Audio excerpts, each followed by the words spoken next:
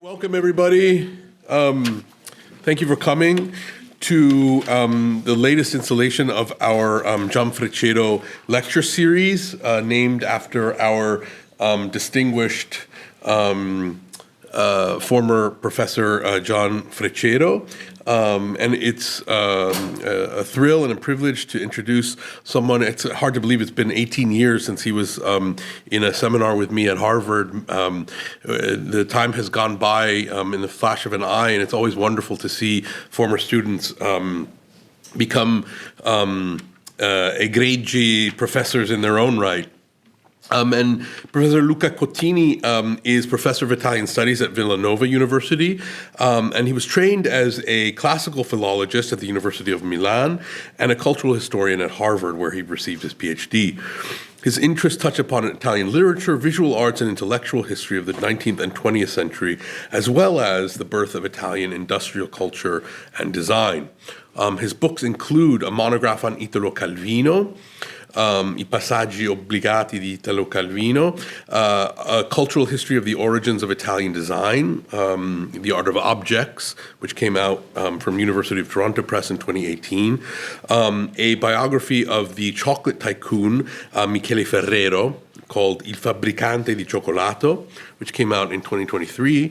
And finally, and most recently, a study on American soft power in Italy at the turn of the 20th century titled The Rise of Americanism in Italy, which also came out from Toronto last year.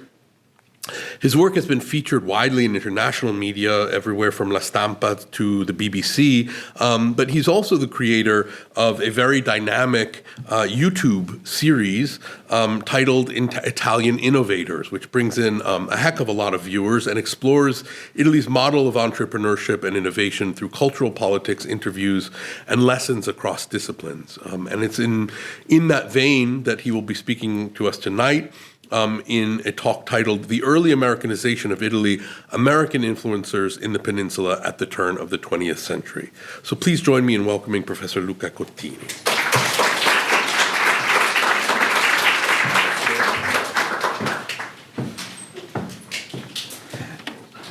Grazie, and thank you. It's an honor being here, and it's an honor to continue the relationship that started at Harvard and kind of matured over the years. I kind of witnessed to the power of teaching and the power of academia to generate fruits for the future. So tonight, I'll give a presentation that is based on my last book, The Rise of Americanism. And before diving into the contents of the presentation, I just want to let you know who these people are. Maybe you played the guessing game. So this guy here is Gianni Caproni. He's one of the pioneers of military aviation. In the Oval Office of Truman, there were two paintings, Wilbur Wright and Gianni Caproni. So that gives you the sense of how important this guy is. And he is Fiorello La Guardia, aviator, first Italian-American congressman and mayor of New York. Not by chance, there is an airport dedicated to him here in New York City. So, as I was saying, this is a presentation that is based on my book, The Rise of Americanism in Italy. But the book is positioned within a larger horizon of studies and aspires to clarify one peculiar word among the many that we can refer to the United States. And here are three. And also I indicate the books that I think are worth reading on these terms. One is Americanization. And here, of course, Victoria de Grazia, the study of the empire emporium, so the politics of the United States to expand through the soft power of industry. Here is America, a word that we use often, and my colleague Guido Bonsaver in Oxford really explored from the two sides of the Atlantic in a very encyclopedic way from the unification of Italy to 1943. So here I am, and I locate myself in this space, adopting the word Americanism, which means everything and the contrary of everything. It means attachment to family, universalism. Jefferson first used it to refer to loyalty to the American cause. It was a heresy during the late 19th century. Pope Leo XIII condemn Americanism. It's a heresy that will then will be taken by Pius X as modernism. Americanism, of course, and I know that you had a conference on Gramsci and Americanism here, is a word that relates to Fordism in the 1920s. Well, I observe it here in the context of a specific moment. So the early phase of a transatlantic relationship, and that explains my dates. 1888 is the date when Italy passes the first emigration bill. Believe it or not, before 1888, it was illegal to emigrate. And 1919 is the failure of Wilson's project in Europe after the treaties of Versailles. So in this period that I chose, turn of the century, Americanism means a very specific thing. And here is a picture of Teddy Roosevelt after the Battle of San Juan in the Spanish-American War. Americanism means a historic debate that takes place within the United States on what is an American citizen.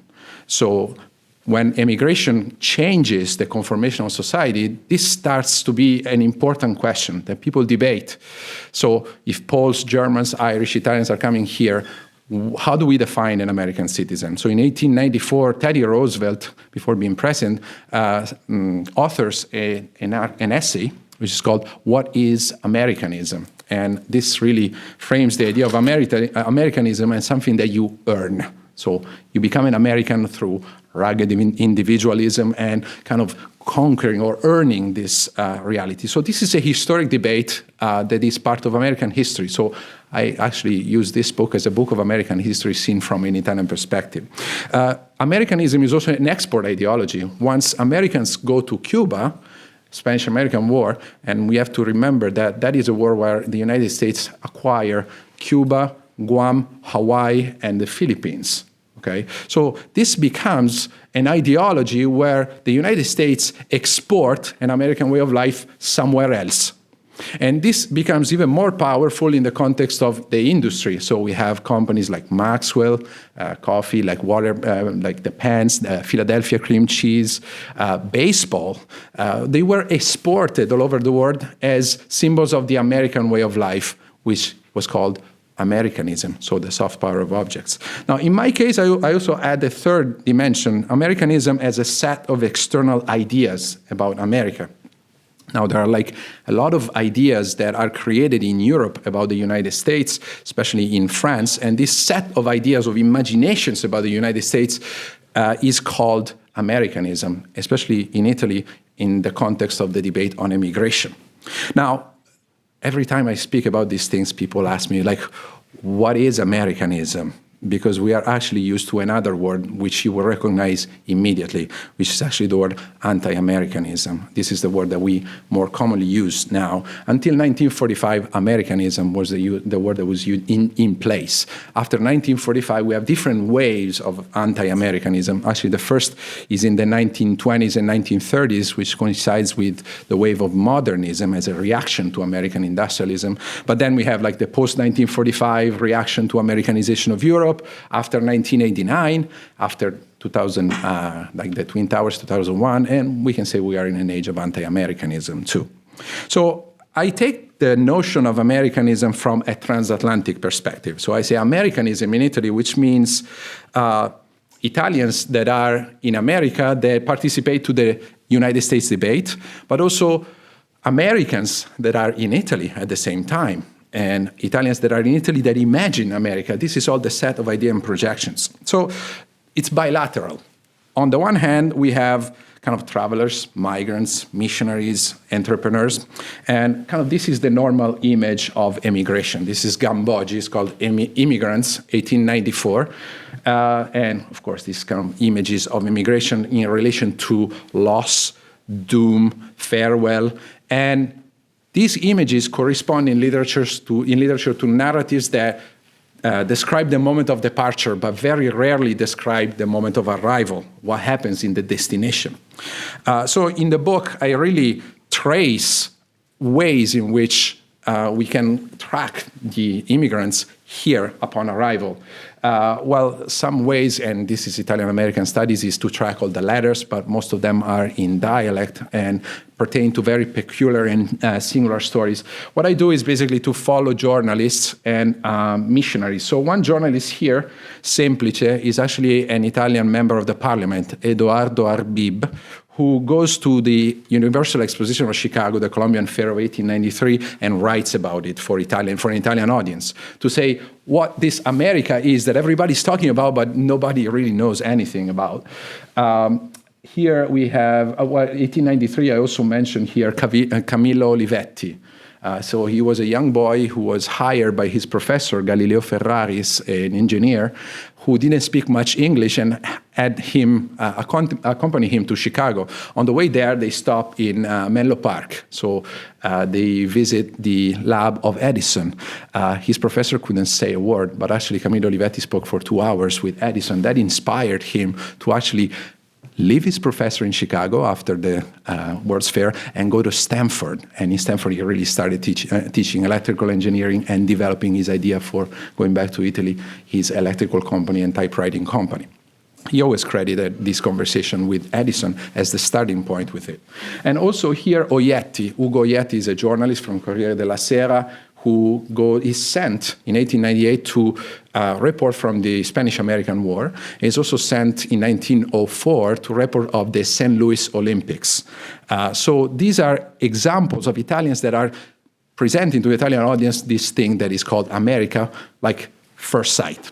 And I also use, in this sense, emigration not just as a narration of doom, departure, loss, farewell, but also as an opportunity. So here is the case of Caruso. Here is the case of Giannini, founder of Bank of Italy, who made a transition after the earthquake of San Francisco in 1906 and grew a lot. And Bank of Italy eventually became Bank of America. So this is a success story. And here is Scalabrini. He is a conciliatory bishop, so a bishop that really didn't accept the clash between the Holy See and the secular state, and actually used immigration as a territory of conciliation. So while in Italy there was a clash, in the territories of immigration, well, the church and the state actually worked together. Why? Because the missionaries were bringing the faith to immigrants, but they were also bringing the Italian language. So that's kind of a coincidence of intents. Now, this is on the one hand. On the other hand, we have a lot of travelers, artists, entrepreneurs, industrialists, and politicians from the United States to Italy. And that will be the object of our conversation tonight. So in the book, there is a part on Italians, but I want to focus on the American part. And I want to add that immigration, in a way, contributes to defining a notion of Italians, because when Italians were traveling here, were not associated to a region, but they were called Italians. And Americans actually, and tourism, develop an idea of Italy, not as kind of a division of territories, but as a nation. As I was saying, we'll talk about American travelers, and this will be our focus for today, and the early phase of Italy's Americanization, which is kind of preparing, tending the soil. And I have to say, with the Spanish-American War, we have like a peak of anti-Americanism in the sense that, and these are kind of discourses that come mostly from France and in Italy are translated, there was a lot of criticism of the United States which sounded like Americans are going to come here to Europe and ruin our own civilization. They're very similar to some anti-Chinese rhetoric in our own days, okay? So how do we change that negative perception into a positive one? So in this sense, the object of our conversation will be, how is an influence born? How do you build a reputation? For me as a scholar, this is a tough question because it's like, how do you track the growing of a reputation? How do you track the growing of an influence? So we'll do it in 4 steps tonight. So Americans that are traveling to Italy bring a new vision of the country, external vision. They start a collaborative involvement. They start to commercially and culturally penetrate Italy, and then they develop a political relation. Now, I mentioned here the RMS Mauretania, which was kind of the ship before the Titanic. That was a ship that beat the record of the crossing of the Atlantic, and it had like a French chateau inside the boat because that was kind of an anticipation of what American travelers would find in Europe. So Americans travelers bring to Italy a new vision. Now, I want to start with the old vision, which is here, our typical grand tour vision, go ruins. This is the same vision that we have with a poem by Edgar Allan Poe, Colosseum, from 1834, which is basically glorifying the ruins and the past, the idealized past of Italy. Well, he's never been to Rome. So this is all an imagination. Now, we have some American travelers who go to Italy. Well, Melville travels to Naples, and this is kind of like a travel that is contained in Naples at the time of Bomba. Hawthorne travels to Rome, the Marble Faun, and Twain travels to Genoa. They're like a substantial part of the Innocents Abroad that is set in Genoa. Apart from this, all the other stories belong to a pre-unified Italy. Italy is unified in 1861, and Rome becomes the capital in 1870. So this is what happens before. Now, after 1870, with the increased number of ships or liners that are crossing the Atlantic, we see an increasing number of American visitors. And we know this because the publication of the Baedeker Guide becomes really, really popular. There are like an increasing number of editions of that. And in the Baedeker, we have like a very interesting take on Italy. And here it is in the preface. There is probably no country in Europe where the patience is more severely taxed than in some parts of Italy. So you see the difference here. Idealize Italy and the real Italy. Now, the American travelers go to Italy and start to see something that Italians are no longer used to seeing. And I want to show you an image by the portraitist, the most important portraitist, John Singer Sargent, of Capri. So instead of the faraglioni, the postcards, well, here we have a portrait of Rosina, or actually Rosina dancing on a rooftop. I love this painting because it gives us a completely different image than kind of the picturesque views or the postcard images or the Instagram reels of Italy. It's someone who is looking at it, and this is an image of Sicily. Now, this becomes even more striking with Venice. So here is how Sargent sees Venice. Venice. Okay, Venice, under the Rialto Bridge, and Venice, the pavement of St. Mark. So no gondolas, no picturesque images. This is the same thing that happens in literature with Henry James. He travels to Italy on a number of occasions between 1880 and 1909. In 1909, he collects a number of essays that he wrote over 40 years in Italian hours. And here's what he says, essay on Rome. Now that Italy is made, the carnival is unmade. He goes to the Carnival of Rome, and it's no longer as exciting as it was before. This, of course, is also a paraphrase of the famous quote by D'Azeglio, now that Italy is made, we need to make Italians, okay? And this is how he sees the Gulf of La Spezia, the Cinque Terre, very, very picturesque area, where Italy actually built a new harbor, military harbor in La Spezia. He says, well, since it has become more prosperous, this place has grown ugly. It has a look of monstrous, of more than far western newness, which distinguishes all the creations of the young Italian state. So no pity for this. This is a very critical gaze. Now, an external gaze also comes from the returnees. We always talk about immigration, but actually immigration is only half of the story. Half of the travelers were actually returning to Italy, and they were not welcomed particularly well because they were coming back rich. Before they were leaving the place empty, and once they come back, well, they're rich, and people start to envy them. So, two images of Americanismo that come from this novel, Gli Americani di Rabato by Capuana. It's the only novel that talks about the returnees, not immigration. One image, well, this is the Sicilian that goes to America, goes back to Sicily dressed like an American, and everybody's mesmerized by him, magnetized by him. So this is Americanism as power of attraction. This kid here goes to America and has an experience and learns through America, and then decides to go back to Sicily. And here is what he says at the end. You know, Grandpa, to his grandpa, what I will do, I will get a license to be a school teacher, and I will teach a bit of Americanism here. The great will, the great love for work. Oh, if only misery did not force our fellow villagers to leave, but it will end. So Americanism here as an intellectual function that allows him to break the cycle of poverty and bring something new to Italy. So second passage relates to the collaborative involvement. So how collaboration starts. Now, if you go to Milan, near the Duomo, the Rinascente, there is this plaque that celebrates the opening in Via Santa Radegonda of the first Edison factory outside the United States.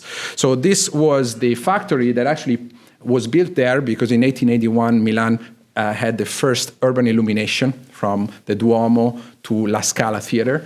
And Edison noticed that and created a factory there and actually contributed to the illumination, theatrical illumination of La Scala. This was the first time, and he brought it back here to New York in 1883. So this is like how the two worlds start to dynamically work things together. We're still in Milan, and in Milan there is the Museo Paul di Pezzoli, is the first private museum. It's a Casa Museo. So it's a villa by Paul di Pezzoli that this American lady, Isabella Stewart Gardner, visited when she was young, and that inspired her to create a museum in Boston, which was a Casa Museo. How? Well, when she traveled to Italy and in Venice, this is a portrait in Venice, she actually traveled a lot to Florence, where she met with Harvard professor Bernard Berenson at the Villa Itatti, now Center for Renaissance Studies. And Berenson basically helped her develop her collection, which she then brought to Boston, imitating this model. Now, there are also other forms of academy in Italy that develop, and in 1894, a group of American financiers create the American Academy of Rome. You might recognize these names. So J.P. Morgan, Andrew Carnegie, Rockefeller, Vanderbilt, Frick, they're all part of the board that established the American Academy of Rome. This was like a way for American artists to be born in Rome, and especially American sculptors. They were going to Rome to learn sculpture, not for painting. They saw Italian modern painting as kind of disappointing. They didn't have like that gap. Whereas sculpture was an art that was typical of kind of where Italians were really developing a serious industry. Well, Paul Manship works in Rome, and here is like the statue of Prometheus, like at the Rockefeller Center, developed there. And Henry Christian Anderson develops a villa, Villa Hélène, where he creates his lab with this body that are incredibly big and eroticized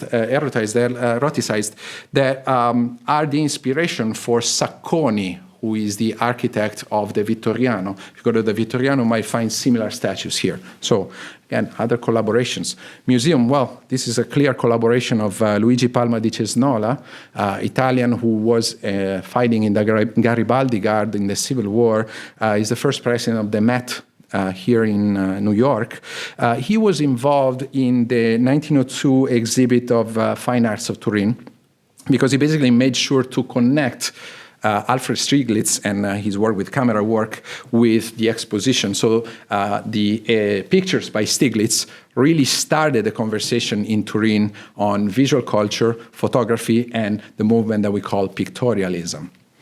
And the year after, and this is to me one of the most incredible stories, we have like an industry that develops here in the US, gramophony with Edison, that expands into Europe and is reinvented. Well, this is the story of Fred Geisberg, who was an agent for the typewriting and gramophone company, who travels to Europe to record the voice of Leo XIII. And on the way from London to Rome, he stops in Milan and he gets like to the La Scala Theater, where there is an opera, Germania, which is not particularly well known, but there was a young tenor from Naples, Enrico Caruso, who was singing. And he said, like, he is the voice. So he pays out of his own pocket an hour of recording with Caruso. And this is the recording in the Grand Hotel of Milan. An hour.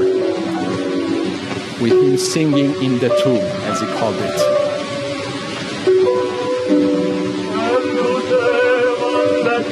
This is Caruso.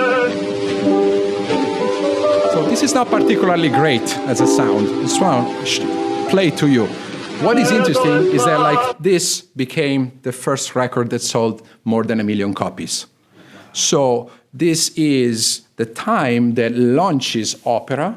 Caruso launches opera through recording.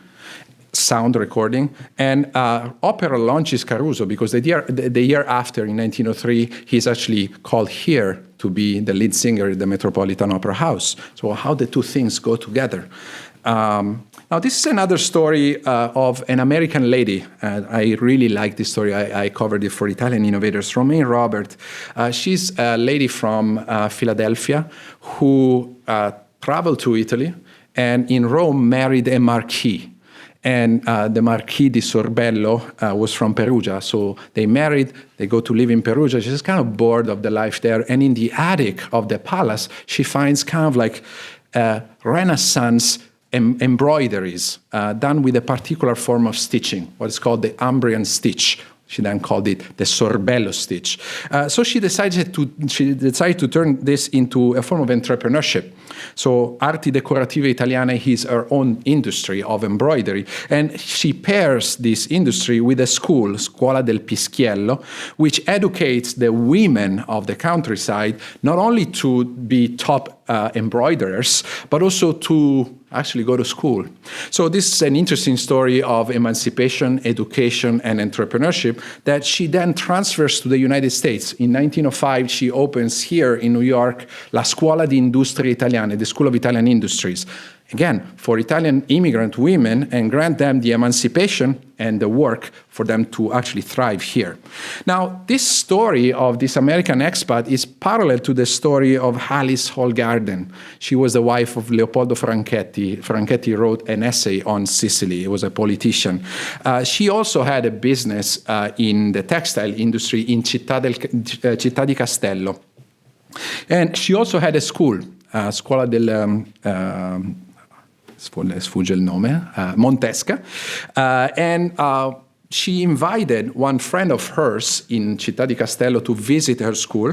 Her friend also visited the Scuola del Pischiello and actually stayed in Città di Castello for the summer of 1909. Well, her friend was Maria Montessori, and in that summer, she wrote the method of scientific pedagogy. So that was inspired by two American expats, women.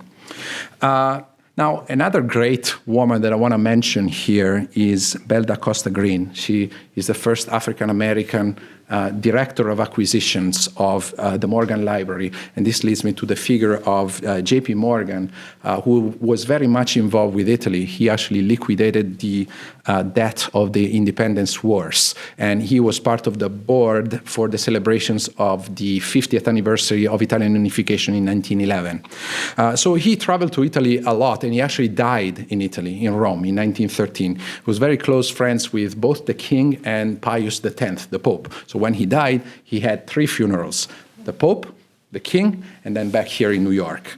So with Belle da Costa Green, he acquired a lot of scores by Puccini. You can see them at the Morgan Library, and autographs by Dante. He was also involved in the project of collecting the memorabilia of opera singers. Jules Sambon was like a French collector who had all the memorabilia of Verdi, Puccini, Giuditta Pasta, all of opera. He put them on an auction, and the auction received like an unknown bid, extraordinary bid from an unknown American financier. So there's like a big chain of Italian intellectuals, Milanese intellectuals, led by none other by the King of Italy, who actually tried to outbid Morgan, and they did. And so that's how the Museo della Scala was created. If you go there, you will see the list of the people who paid for it. And so this is kind of like an American challenge that leads to an Italian reinvention.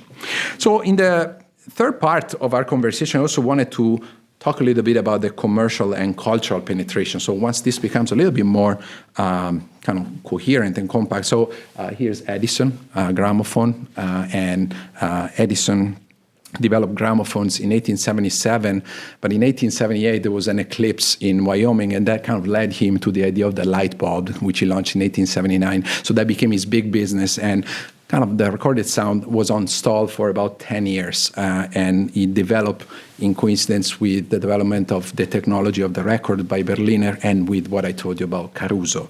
But Americans actually brought to Italy a lot of machinery and technologies. Well, this is the telephone. Telephone is in 1878. First line is actually from Varese, my city, to Gallarate. And Americans also penetrate in the Italian market through grain. So grain is actually putting into crisis the agricultural system of the South, because American grain is much cheaper. So in the 1870s, this is one of the reasons behind the crisis of Italian architecture and then the beginning of emigration. Grain is also a big factor in the Spanish-American War, because with the interruption of the transatlantic liners through the war, well, the prices of wheat rise, and this leads to anarchist turmoil in Milan, which are then repressed by the army. And an Italian American who was in Paterson, New Jersey, who read these stories, decided to come back to Italy and kill the king in 1900s. This is Gaetano Bresci.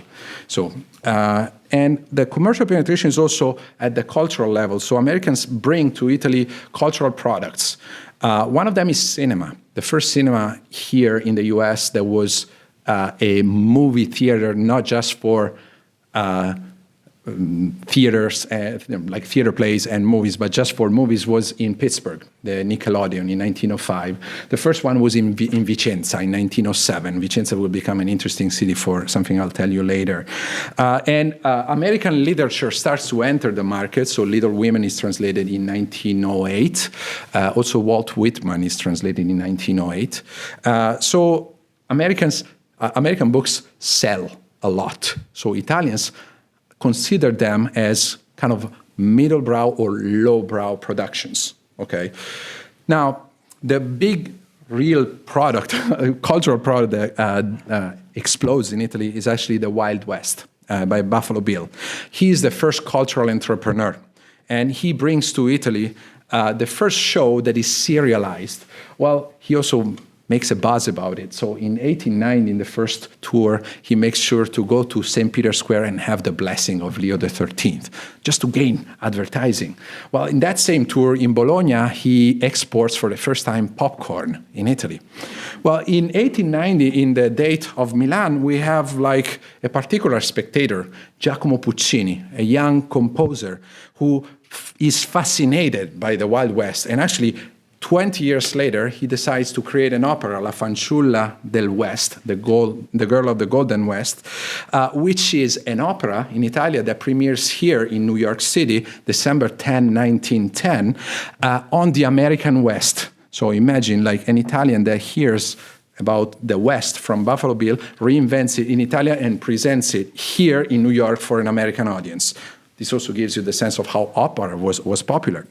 Now, in the second tour in 1906, we have another guest of the Wild West show, Marinetti. And Marinetti was really intrigued by the show. She was kind of a circus, was an enactment of recent history. There was like a lot of acrobats. And this is something that really inspired him to develop the concept of the serate, soirée futuriste. Buffalo Bill also inspired Marinetti to become like a cultural entrepreneur, to see culture as a product to sell.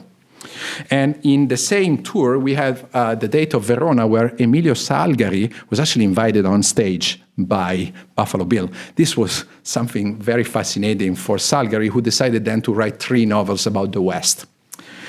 Now, another cultural export is theosophy. She's Helena Blavatska. You will find a statue of her in Central Park. She's the creator of theosophy in 1875. It's kind of a mix of religions. And theosophy, in a way, relates to another religious experience, the Spiritism by the Fox sisters, that develops here.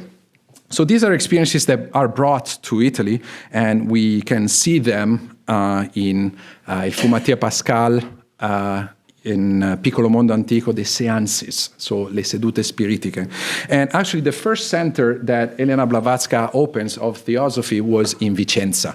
And Vicenza was actually the city of Fogazzaro, who embraces this new religion and is then condemned by the church because Il Santo was kind of not clearly in line with the dogmas. Now, I also want to tell you the story of Spiritism, of kind of reinvention, Italian reinvention, that relates to this woman, Eusapia Palladino, who was one of the most famous medium of the age. She became the inspiration for Cesare Lombroso, who studied her and praised her, and she started a tour to the United States. This piece is actually taken from the New York Times. So she was an idol here in the US. Well, the one who discovered that she was a fake was a young magician. His name is Houdini, okay? And theosophy was part of the reflection of Giovanni Papini in his Leonardo magazine from 1904 to 1907. There are a lot of lists of theosophical books. Actually, in Il Fumatia Pascal, Paleari indicates like his theosophical library. So this was very trendy. Papini, is also the intellectual who brought to Italy the thought of William James and Charles Sanders Peirce, pragmatism, through Leonardo. They actually became friends. They met in Rome in 1905 at the International Congress of Psychology. They had quite an exchange. I talk about it in the book. It ends because like William James was saying to Papini, well, you look too much into theosophy and mediums, and you're kind of going in the wrong direction. Now, I also want to tell you the story of Wilbur Wright. You probably know Kitty Hawk, 1903. Well, if you go to North Carolina, go there. It's really a fantastic place. First Flight. This is the narration, but actually after the first flight, Wilbur Wright and Orville Wright had a really tough time selling their product. So they couldn't sell any of their airplanes and decided to go to Europe. So in 1909, they go to Le Mans. And in Le Mans, there is like a young engineer, Gianni Caproni, who sees the first performance, demonstration of flight, and he's inspired to start his own company. He will start in Milan and bring it to Cascina Malpensa, near Milan, which is now the airport of Milan, Malpensa. After Le Mans, Wilbur Wright goes to Rome, and on April 15th, there's the king, the prime minister, and all the intelligentsia of Italy. They're all mesmerized by this first flight. And actually, they are so excited that 3 months later, Italy organizes the first aerial contest in Montichiari, Brescia, September. In this context, you have Puccini, of course, D'Annunzio, and Kafka. Well, D'Annunzio was so excited about this context that established a record in flight that he wrote Forse che sì, forse che no, maybe yes, maybe not, which is the first aviation novel featuring a scene of a record in flight. And the last piece of our conversation relates to political relations. Now, here is the earthquake of Messina, 1908. So Teddy Roosevelt, when he was a president, sent the U.S. Navy as a relief for the earthquake. So that explains why, when in 1910, after the end of his term, when he goes to Italy for his second honeymoon, he is welcomed like a hero. Here's what the New York Times says about this trip. So the great hunter is now a more popular man in Italy than any other foreigner has ever been and can be, compared only with some of the great heroes of the national epoch. Okay? So Americans at this point are really looked at with great interest. So from the Spanish-American War to this set of inventions that creates a buzz or an influence. Well, the president that reinvents Americanism from kind of earning citizenship to a universal brotherhood is Wilson. So for him, Americanism is related to the project of Pan-Americanismo, so the idea of the two Americas, and the idea of the United States as bearers of values that can be exported throughout the world. And if someone lives by those values, can be considered an American citizen.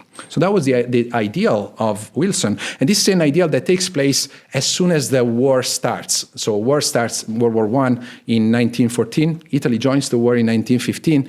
The United States entered the war officially on April 6, 1917. But actually, as soon as the war starts, Wilson sends to Italy in 1915 an army of doctors with the Red Cross and an army of entertainers. The Opera della Fratellanza Universale is the Italian translation for YMCA. So there were a lot of YMCAs in Italy, in Sardinia, in Sicily, in the south, not just on the front line. Why? Because they needed to carry through sanitary relief or entertainment Americanism, a way of life, a desirable image of the United States. Now, I tracked these 2 years between 1915 and 1917 through the diary of Gino Speranza. He was the son of a Yale professor. Then after the war became kind of a brutal nativist. But at this time, he was an ambassador for the United States, and he writes about these missions of the American Red Cross and the YMCA. They were distributing chocolate, cigarettes, and just cash, okay? So to do that, they also needed to add a piece of narration, and this is something that happens after the United States entered the war with the picture from which we started. Fiorello La Guardia grew up in Istria and Dalmatia, knew a lot of languages, came here to the US, in New York, becomes a lawyer, an immigration lawyer, the people's lawyer, is elected as the first Italian-American congressman in 16.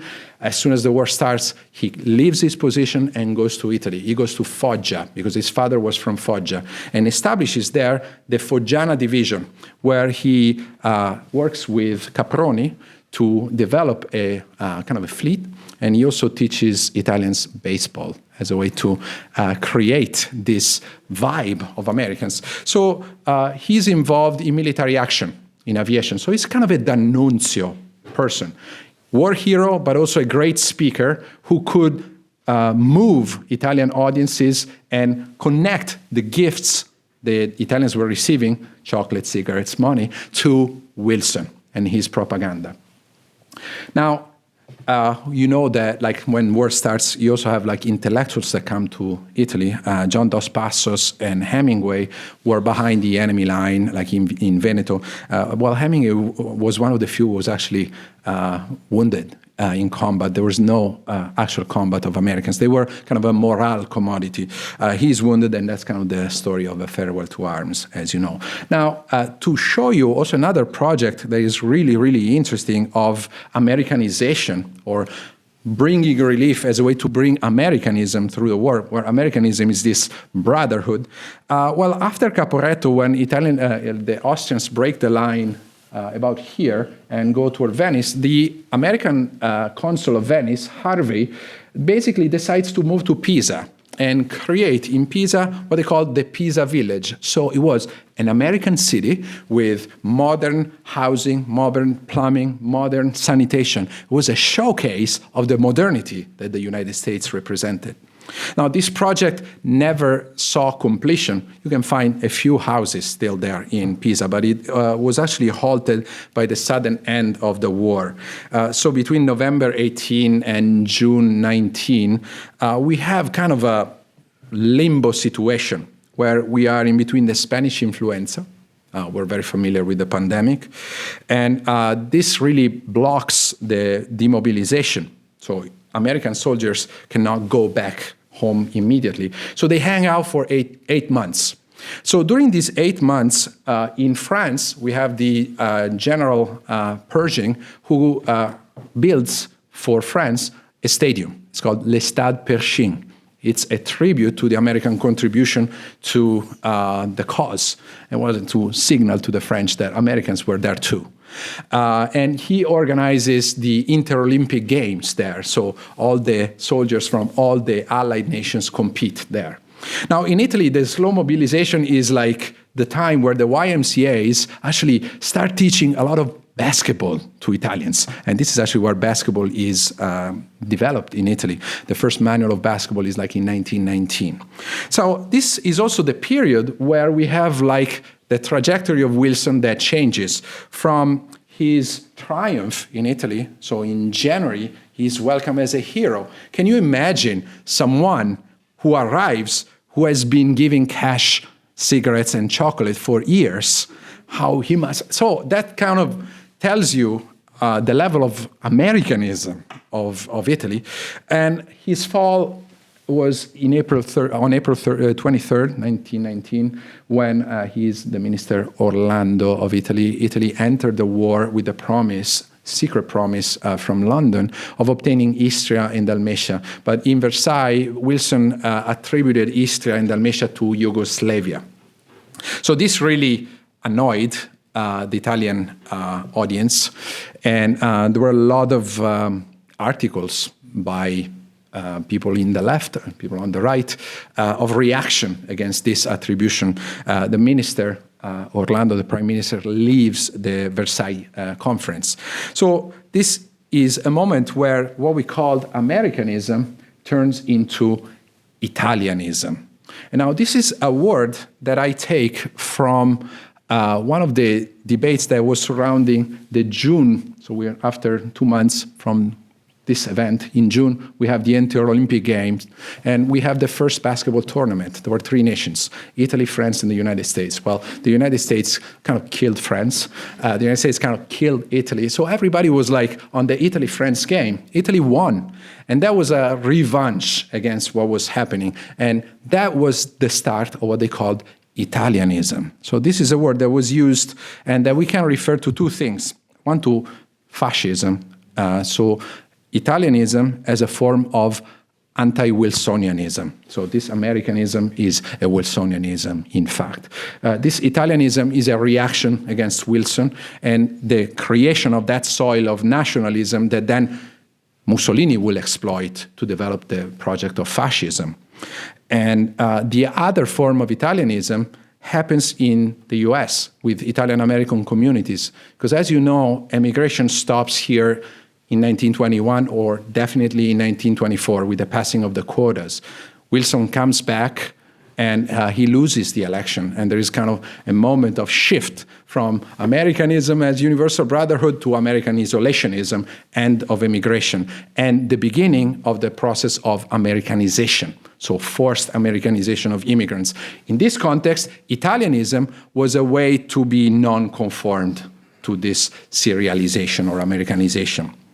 Now, what we did, and this kind of I end here in the book, is basically to trace direct contacts between Italian and American cultures through anecdotal or an episodic narration. It's hard with this beginning. When you try to reconstruct a reputation, you have to work with episodes, and that's kind of what I did with the book. Episodes that contain energy on the 2 sides. And this is also a way to explore the subtext of Italian immigration and kind of the process of early Americanization of Italy. So I leave you with a couple of final considerations.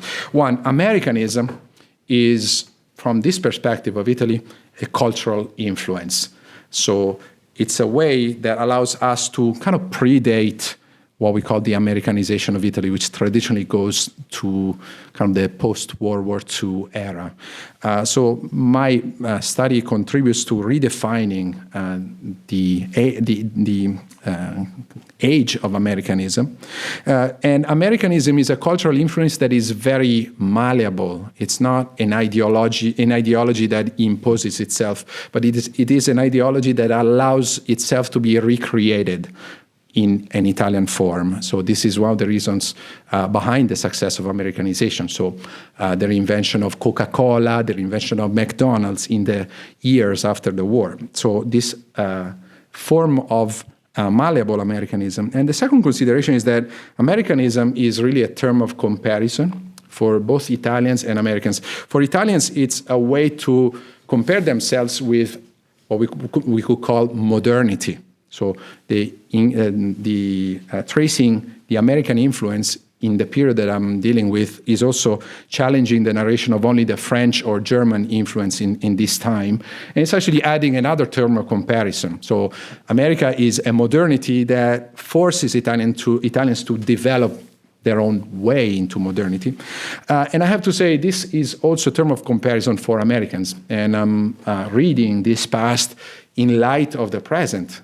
We are in an anti-American present, but I think going back to what Americanism is allows us to actually have an honest critique and not just like being anti for being anti. So to know what exactly we are against if we are preaching anti-Americanism. And I think going back to this phase is also going back to certain debates about who is an American citizen and what is the role of America in the world that are actually quite present. So thank you. And this is kind of the information about my YouTube channel.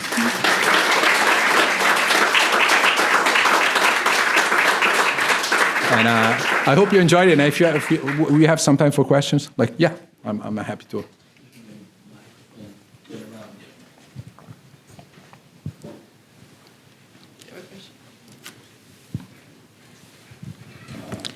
Hi.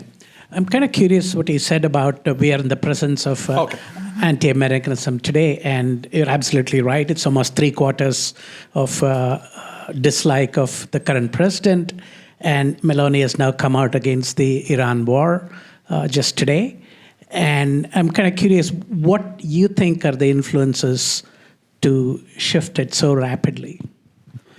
Meaning the influence from Americanism to anti-Americanism. Well, that really all historians dated to 1945. So that's kind of the project of Americanization of Western Europe that is seen with a certain unease.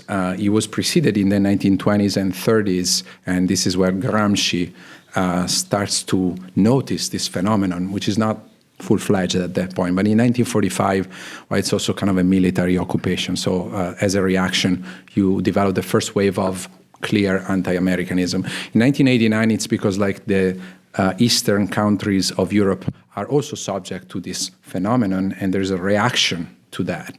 The other waves of anti-Americanism are related to world events, so 9/11 and kind of general present, I would say. So with regard to the present, I would say that this is a question I get a lot with regard to the political situation and the governments that are in place here in the US or in Italy. What developed over the course of the years, and it starts where I presented, is a relationship that is very strong. So immigration, 100 years later, becomes kind of a built-in market. So this is one of the reasons behind the success of Made in Italy, as opposed to, say, Made in Spain or Made in Germany. They don't have the same market that they have here. Well, this is because of a certain presence that is built in. The presence of Americans in Italy is also particular because Americans kind of picked Italy as a way to commercially penetrate Europe. Why? Well, because there was already an aura around the United States. So in this sense, there is a commercial relationship, a trade relationship between the US and Italy that goes as far as to where I was describing, that is very stable and is above the different kind of governments. So if you talk to people in trade or people, lawyers, they all tell you, well, whatever government will be in the two countries, there is kind of an assumption that this is a stable relationship which precedes the political party. So that is also the case today, even though, again, you might have your opinions about the government here or in Italy, either now or 10 years ago, but it will be stable.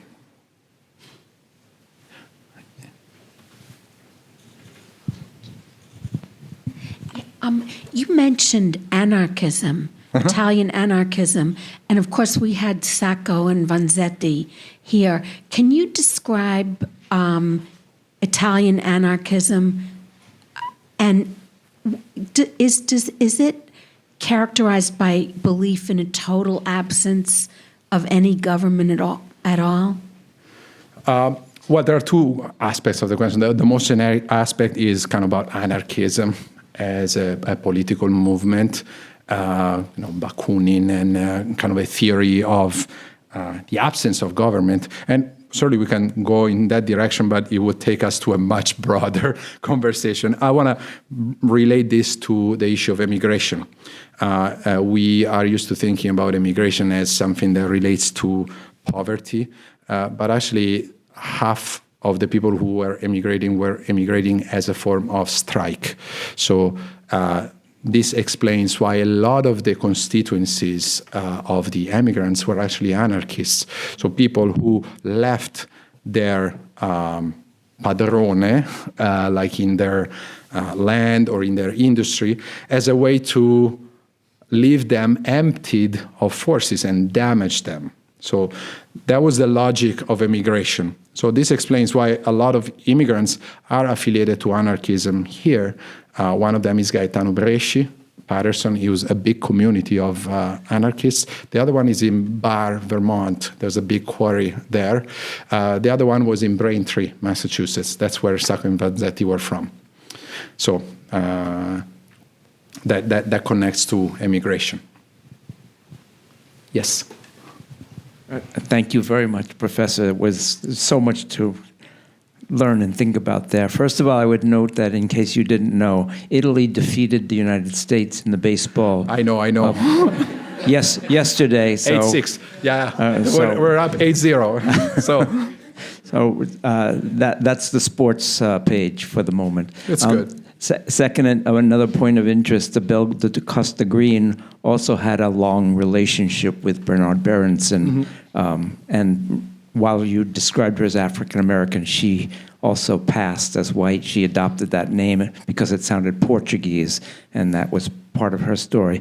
But my main question is one name that I thought was missing from this fascinating combination was Marconi, where Marconi fits into this, because Marconi also goes to Versailles to ask Roosevelt, to ask Wilson to treat Italy well, and was rebuffed, and that certainly led to some of the bad feelings towards the United States at that period. So perhaps you could just discuss Marconi's role in this period. It's a fascinating story, and I discussed about Marconi a lot in my previous book, The Art of Objects, in relation to gramophony and radio. So radio as the development of wireless telegraphy, that was how it was called, which is where kind of Marinetti picks the idea of the wireless imagination. So Marconi, I would invite you to go to Cape Cod, Marconi Beach. It's a place where in 1903 he first sent a radio message to England and received it back. So it's a message like, President Theodore Roosevelt sends greetings to the King of England and the King of India. So an exchange of formal greetings that, however, is the first time that you have a message going back and forth across the Atlantic. This is the story that really consecrates him as a great pioneer. Despite the fact that in Italy he was not recognized, he actually had to go to Great Britain to find to start his business. There was a big bribing scandal in 1910. It's kind of the Marconi scandal that really destroyed a little bit his memory in Great Britain. And his story is also related to his idea of radio as a scientific tool and not as a tool for entertainment. So there was a lot of resistance in using radio for entertainment. It starts in the 1930s, really. So he used it for maritime communication, and he also used it for the first time in a political way in Fiume in 1919, when from the ship Elettra, he had D'Annunzio read the proclamation of the independence of Fiume through the radio. So this starts his involvement with, at that time, a proto-fascist project. It will become a fascist project in relation to Senatore Borletti, who was there's an exposition on rayon. He was the owner of Snia Viscosa, and he funded the exposition of Fiume, funded fascism. Borletti actually got Marconi involved with the use of radio for political reasons. So Mussolini doing what he called the adunate radiofoniche. So I tend to avoid that period because it's out of my range. And in doing this work, I decided to set very clear boundaries because of, if you talk about America or Americanization, you might end up talking about everything. So you just want to have a sense of your boundaries. So for me, Marconi is certainly part of this conversation, at least in his pioneering phase. But Marconi has a more complex legacy because he was also involved with fascism and the Accademici. He was an Accademico d'Italia, but that is outside my range. Very good. Not because I don't want, but because I established 1919 as a limit. If you enter fascism, you have to write another book. So We'll wait for the next book. Yeah, certainly.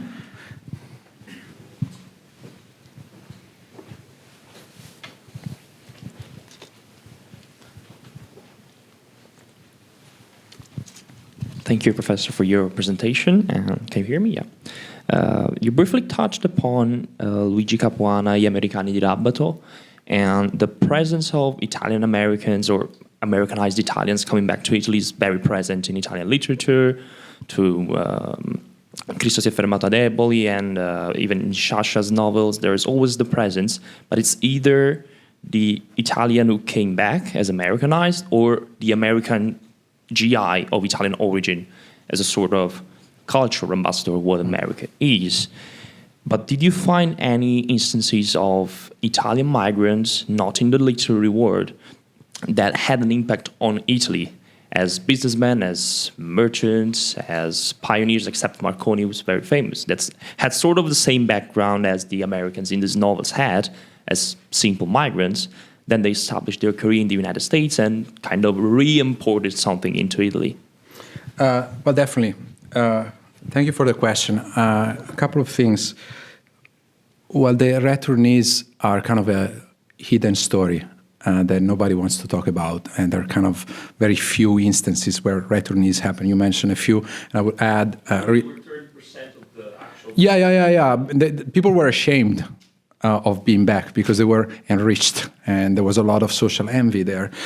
So they tended to kind of be silent about their experience. If you can read Vita by Melania Mazzucco, well, that's the story of her recovering her great-grandfather who returned.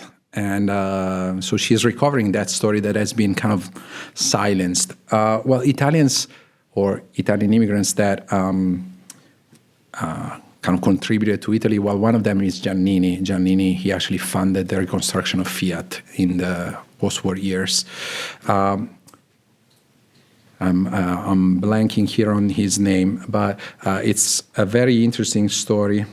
And of course, I will remember this as soon as we are done, and I'll go back to the hotel. But Mariani, okay? Mariani is a wine entrepreneur who invested in Riunite. Riunite is the biggest producer of Lambrusco. So it's the Coca-Cola of wine, okay? Sold a lot. And with Lambrusco, he acquired the capital to actually invest in something a little bit more elaborate. So he's the one who launched the production of the Brunello di Montalcino. So this is his kind of precious gift. You make the big capital with the Lambrusco, but then you invest into the Brunello di Montalcino. And there are similar stories in the food industry. If you think about Lidia Bastianic and her kind of support or her love for certain foods that really started a reappreciation of these foods in Italy.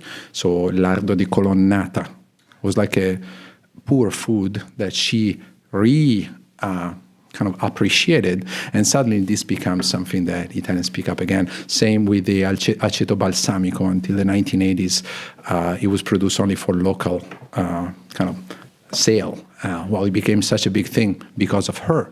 So immigrants that come here regain the sense of their own origin, and by their initiative, start something new.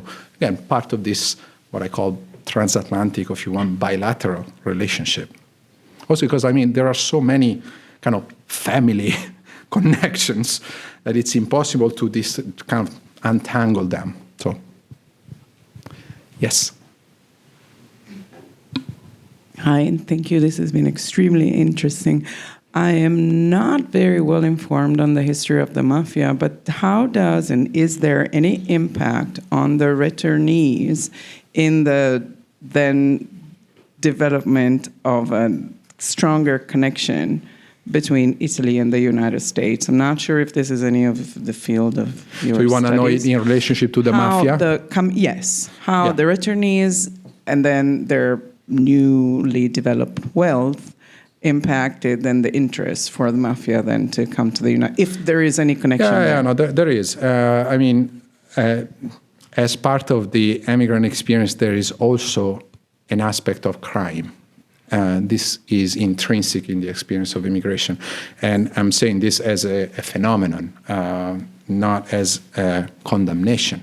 So this is part of every immigration, not the major part, but it is possible, because once you enter in a place and you enter in a cycle of poverty, you might be prone to or leaning toward the crime. And this is also the story of Italian Americans here. There are plenty of stories in Italian American literature about this.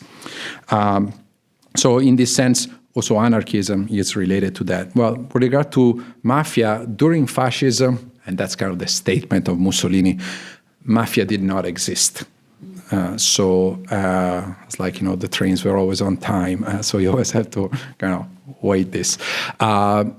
It is true, however, and I'm kind of going fast forward with time, that perhaps you're familiar with the story of Lucky Luciano, which is one of the stories that people mention a lot. Historically has been challenged a number of times, and it's not entirely clear. So Lucky Luciano was an Italian-American related to the Sicilian Mafia, who apparently eased the American entrance or American landing into Sicily. Okay, so the American government, again, there's a whole debate about this story. I'm just using him as an example for our conversation.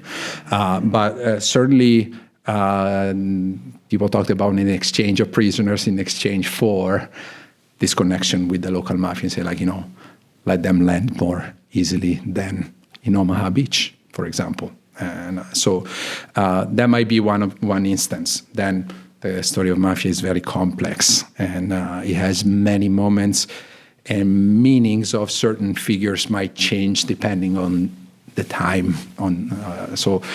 In this sense, I wouldn't go into a kind of a generic story of mafia. So I just wanted to kind of give you an example to think about, and go find out the story of Lucky Luciano. It's one of those stories that, like, people love to form opinions about him. I just leave it as it is. You can believe it or you cannot. That's fine. So you were saying that during fascism, the mafia was just annulled? Well, that was the claim. And that was a claim of Mussolini that wanted to not give a sense of the country as, wanted to give the sense as the country moving forward with mafia and kind of him, the guy solving the issue. Again, this is one other chapter that would take us hours and hours of conversation, but certainly it's part of, like, the complex legacy of fascism. And again, I invite you to go find out. Go ahead. Sorry.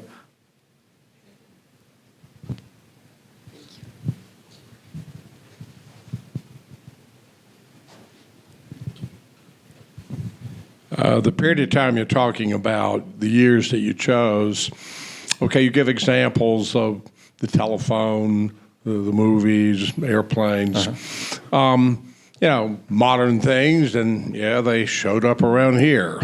And then other people are interested in our own more recent decades, the personal computer, the commercialization of the internet, the smartphone, they all did happen to show up around here. And okay, so you can see why people would label that, Americanism. But to what degree was this really, really associated with thinking the United States was something special? Because if you ever had gas lighting in your house, you liked having an electric bulb as a replacement. And telephone's a handy thing, and the airplane is wonderful, and yes, they happen to come here. But like wherever they came from, I would think people would have been, attracted to these things anyway. So I guess the question is, to what degree did this sort of make people think, well, Americanism is something American, there's something American about it, as opposed to, well, okay, Marconi is the one who came up with this, and good for him, but we don't necessarily think that much about the Italianness of him, especially since, thanks to his mother, his English was so good. and wherever it had come from, people would have been attracted to it anyway. Well, thank you for the question. It has two aspects. One is, well, these objects are not like neutral objects. They contain an incredible aura. Imagine yourself listening to your voice for the first time. Or imagining yourself watching an action again, like cinema. Imagine yourself being on an airplane and going up in the air. These are all things that are mesmerizing. So they contain an aura. Then, well, those who create them are surrounded by that aura, inevitably.